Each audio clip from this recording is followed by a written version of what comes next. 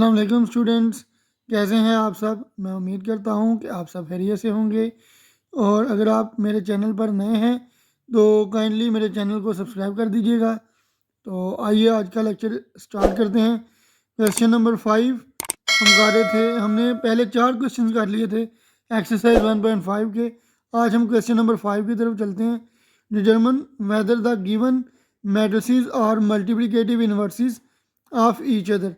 हमने बताना है कि हमारे पास ये दो मैट्रिसेस हैं, क्या ये दोनों मैट्रिक्स एक दूसरे के मल्टीप्लिकेटिव इन्वर्स हैं या नहीं, हमने ये बताना है।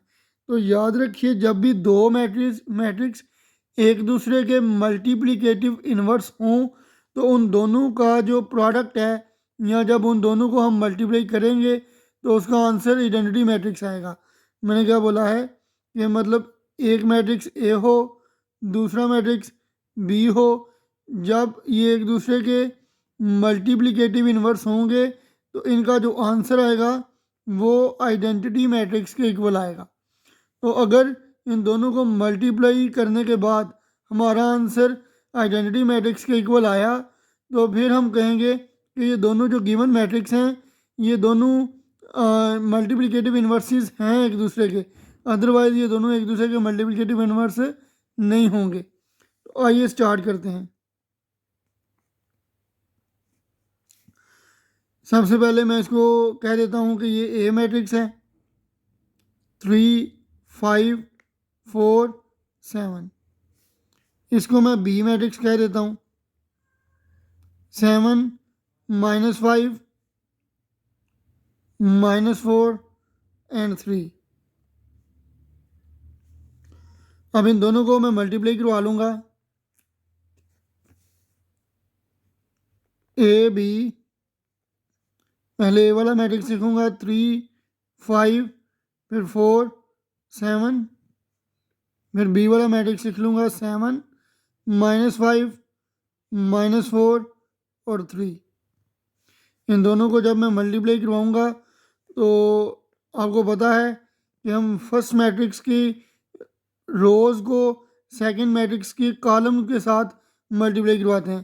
तो पहले पहली रो को पहले कॉलम और दूसरे कॉलम के साथ मल्टीप्लाई करवाऊँगा। तो 3 यानी कि पहली रो में हमारे पास 3 और 5 है, तो इन दोनों को मैं पहले कॉलम के साथ मल्टीप्लाई करवाऊँगा।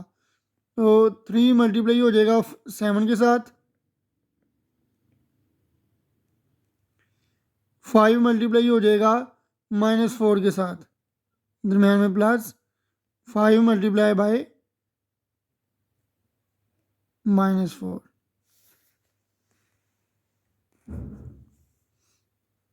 अब फर्स्ट रो को सेकंड कॉलम के साथ मल्टीप्लाई करवाएंगे तो 3 मल्टीप्लाई हो जाएगा -5 के साथ, प्लस 5 मल्टीप्लाई हो जाएगा 3 के साथ।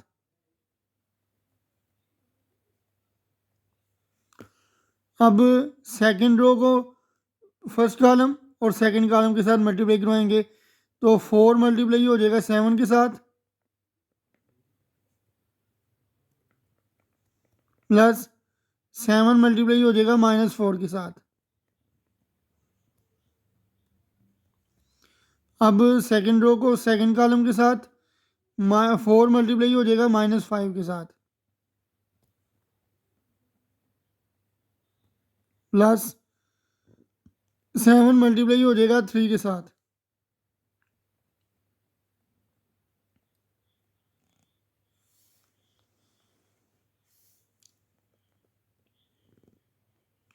सेवन 3s आर 21, प्लस और माइनस हो जाएगा।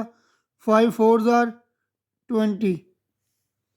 अब 3 -5 times -15, plus 5 3 times 15, 4 7 times 28, plus और माइनस हो जाएगा।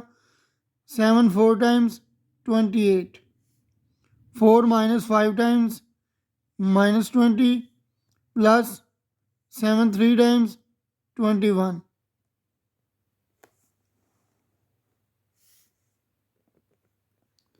21 में से 20 माइनस करेंगे तो 1 आ जाएगा।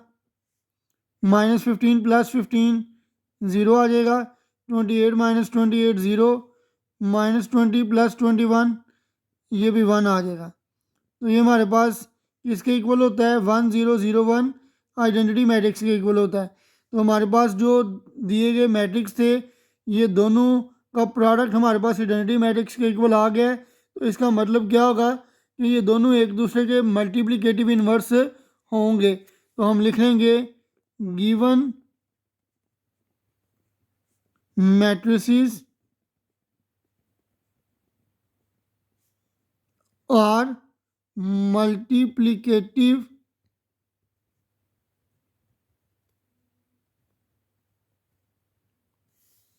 inverses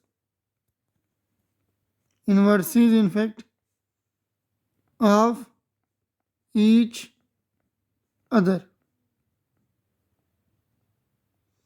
अब हम चलते हैं दूसरे पार्ट की तरफ। दूसरा पार्ट है जी, अब हमारे पास 1 2 2 3 एंड -3 2 2 एंड -1। अब हम इन दोनों का चेक कर लेंगे कि क्या ये दोनों मैट्रिक्स भी एक दूसरे के मल्टीप्लिकेटिव इन्वर्स हैं या नहीं हैं। तो हम पहले इसमें भी लेट कर लेते हैं जी कि ए, हम इस मैट्रिक्स को ए का नाम दे लेते हैं। 1 2 2 एंड 3। और इस मैट्रिक्स को बी का नाम दे लेते हैं। -3 2 2 एंड -1। अब इन दोनों को हम मल्टीप्लाई करवाएंगे। अगर इन दोनों मैट्रिक्स को मल्टीप्लाई करवाने के बाद हमारा आंसर आइडेंटिटी मैट्रिक्स के इक्वल आ गया तो हम बोलेंगे कि ये दोनों एक दूसरे के मल्टीप्लिकेटिव इन्वर्स हैं। अगर हमारा आंसर 1001 यानी कि आइडेंटिटी मैट्रिक्स ना आया तो हम बोलेंगे कि ये दोनों मैट्रिक्स एक दूसरे के मल्टीप्लिकेटिव इन्वर्स नहीं हैं। तो चेक कर लेते हैं जी कि क्या ये दोनों मैट्रिक्स एक दूसरे के मल्टीप्लिकेटिव इन्वर्स हैं या नहीं। तो इनको मल्टीप्लाई करवाएंगे।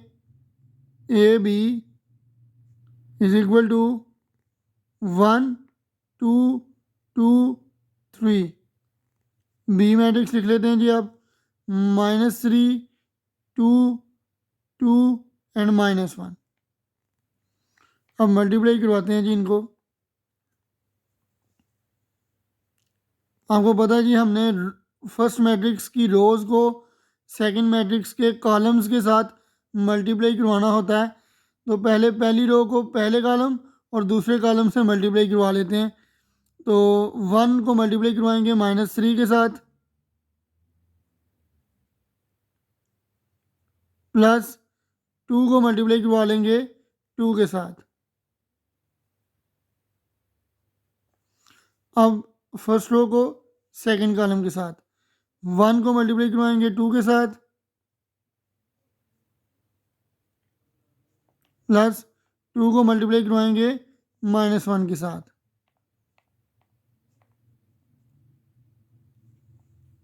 अब दूसरी रो को पहले कॉलम के साथ 2 को मल्टीप्लाई करवाएंगे जी -3 के साथ, प्लस 3 को मल्टीप्लाई करवा लेंगे 2 के साथ। अब दूसरी रो को दूसरे कॉलम के साथ तो 2 को मल्टीप्लाई करवा लेंगे 2 के साथ, प्लस 3 को मल्टीप्लाई करवाएंगे -1 के साथ।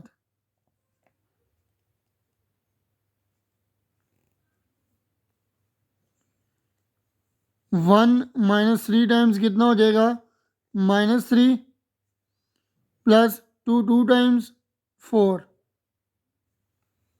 1 2 times 2 plus -2 1 times 2।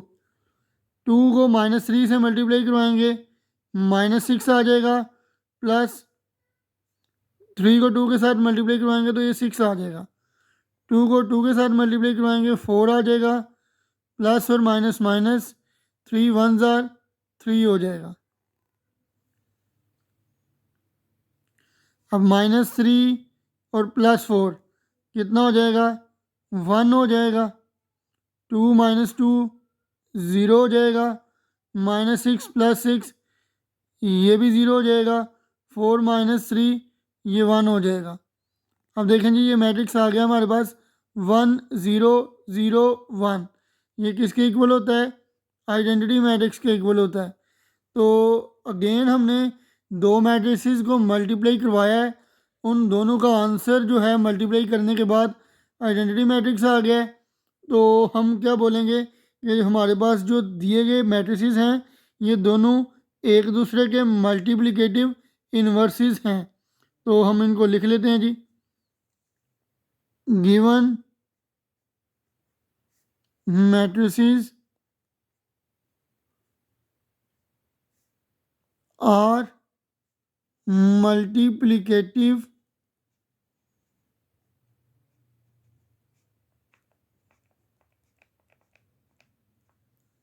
inverses of each other। तो स्टूडेंट्स आज के लिए इतना ही, मिलते हैं नेक्स्ट वीडियोस में। अल्लाह हाफिज़।